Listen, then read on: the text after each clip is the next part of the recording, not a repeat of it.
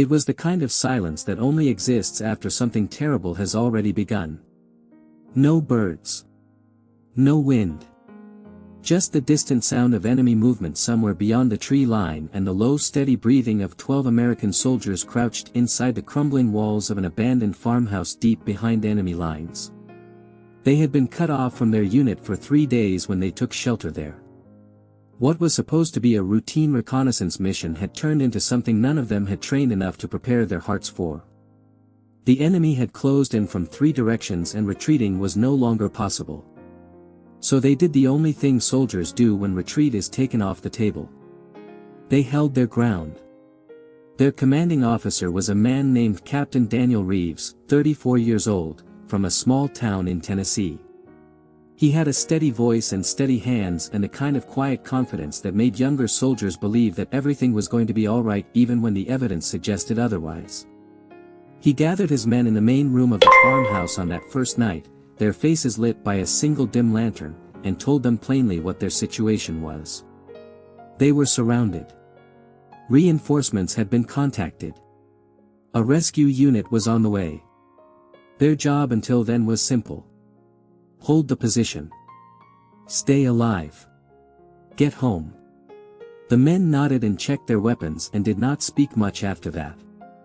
They each carried the weight of the mission in their own private way. Some cleaned their rifles with mechanical focus.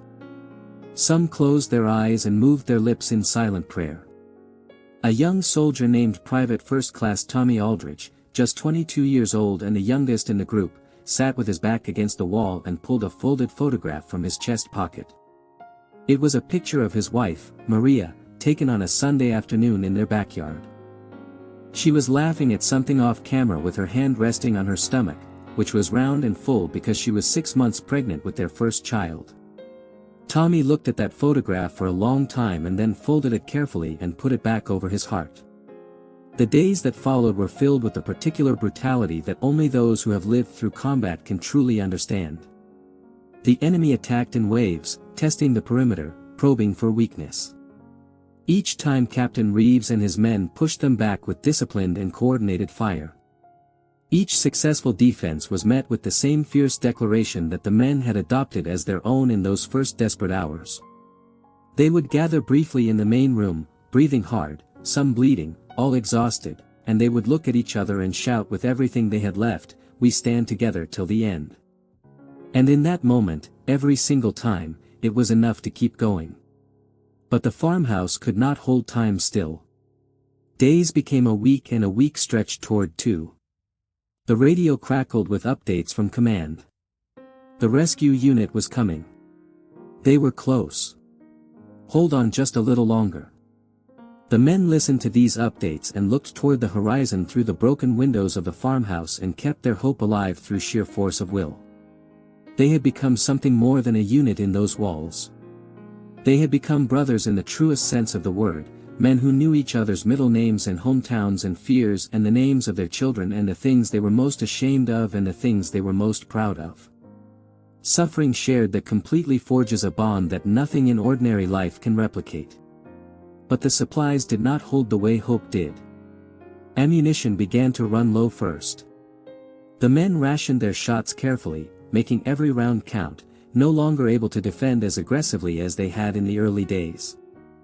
Then the food ran out and they divided what little remained with a fairness and generosity that under any other circumstances might have seemed ordinary but in that farmhouse felt like one of the most profoundly decent things human beings are capable of. The water followed. Men who had been strong and sharp began to slow. The wounds that had seemed manageable in the first week became harder to ignore in the second. And one by one, quietly and without drama, soldiers who had shouted "We stand together till the end" began to fall. Each loss hit the remaining men like a physical blow. They did not have time to grieve properly and they did not have the luxury of falling apart. They wrapped their fallen brothers with whatever they had available and laid them with care and dignity along the wall of the main room and kept fighting. Captain Reeves moved through his shrinking group each evening checking on the men who remained, asking how they were holding up, making sure each one knew they were seen and valued and not forgotten. He never allowed himself to show them how afraid he was. That was his final gift to them, and it cost him more than any of them ever knew. On what turned out to be the last evening, when the group had been reduced to just a handful of men, they sat together in the main room as the sun went down outside the broken windows. The bodies of their brothers lay along the wall beside them, and nobody suggested moving to another room because none of them wanted to be apart from the men they had fought alongside. They were exhausted beyond the kind of exhaustion that sleep can fix. Their voices were low and their movements were slow, but their eyes were still clear and still present and still deeply human. Tommy Aldridge sat with his photograph in his hand again. He looked at it for a long time and then looked up and said quietly to nobody in particular that his wife was pregnant, and asked if anyone thought he would make a good father. His voice cracked slightly on the last word. The man beside him, a sergeant named Marcus Webb from Philadelphia, put a hand on Tommy's shoulder and told him without hesitation that he would be the best father that child could ever ask for. Tommy nodded and looked back at the photograph and smiled a small and private smile. Then he reached into his jacket and pulled out a worn notebook and began to write. He was not the only one. Around that room in the final hours, men reached for whatever they could find to write on. Captain Reeves wrote in the unit diary that he kept in his breast pocket. Others wrote on the backs of photographs or on scraps of paper pulled from their pockets. They wrote to their wives and their mothers and their children and their fathers. They wrote down the things they had never quite gotten around to saying out loud because there had always seemed to be more time. They wrote quickly and with total honesty because honesty costs nothing when you have nothing left to lose. Tommy wrote to Maria. He told her it hurt more than he could describe to say goodbye. He told her that the child growing inside her was already the greatest thing he had ever been a part of, and that he was sorry he would not be there to see it. He told her to tell their child every day that their father loved them before he ever met them, and that he died as a good man surrounded by good men, and that there was no shame in any of it. Marcus wrote that though they were dying, their courage would live forever. That the ground they had held and the brothers they had fought beside and the love they had carried for their families across thousands of miles would outlast all of them and could never be taken away by any enemy or any war or any amount of time. Captain Reeves wrote last. His entry was short and his handwriting was steady even at the end. He wrote that his men had been given the choice between surrender and a fight they could not win, and that they had chosen without hesitation to fight and to fall together. He wrote that surrender had never once been discussed among them, not even in the worst moments, not even when hope had become the thinnest possible thread. He wrote that he was proud of every single man in that room more than he had words to express, and that if there was anything on the other side of this life, he hoped they would all find each other there. The rescue unit arrived the following morning just as the sun was coming up over the hills. They moved in fast and tactical, breaching the farmhouse with weapons raised, fully prepared for resistance. But the farmhouse was silent. The team leader, a veteran captain named Harris who had been in more difficult situations than he could count, stepped into the main room and stopped. His team stopped behind him. Nobody spoke. Along the wall the soldiers lay at rest, their faces peaceful in a way that seemed almost impossible given everything the room told you about what they had endured. Their weapons were beside them. Their hands were folded. Someone had arranged them with care. Captain Harris stood in the middle of that room for a long moment and felt something move through him that he would spend years trying to find the right word for.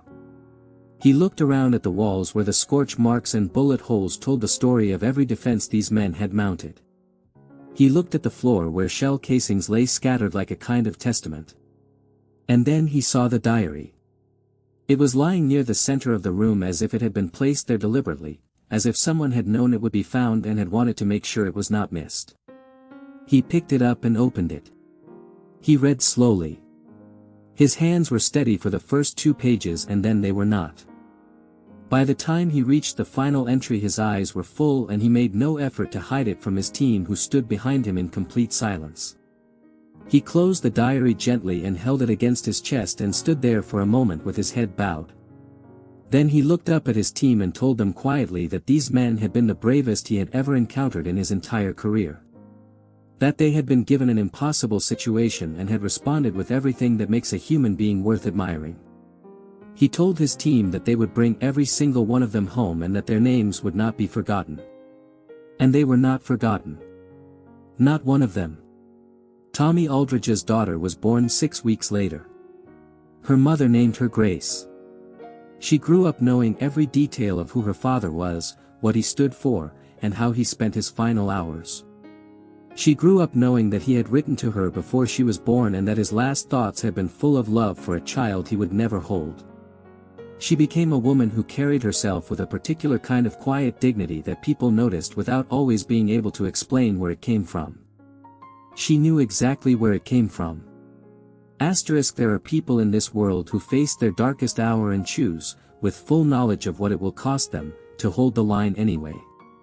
Not because they believe they will survive but because they believe that some things are worth fighting for even when fighting means falling.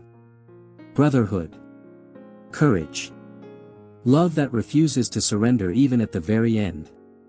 These things do not die with the people who carry them. They live on in every life those people touched and in every story that refuses to let them be forgotten. If this story moved you, please share it today in honor of every brave soul who chose to stand when standing was the hardest thing imaginable. **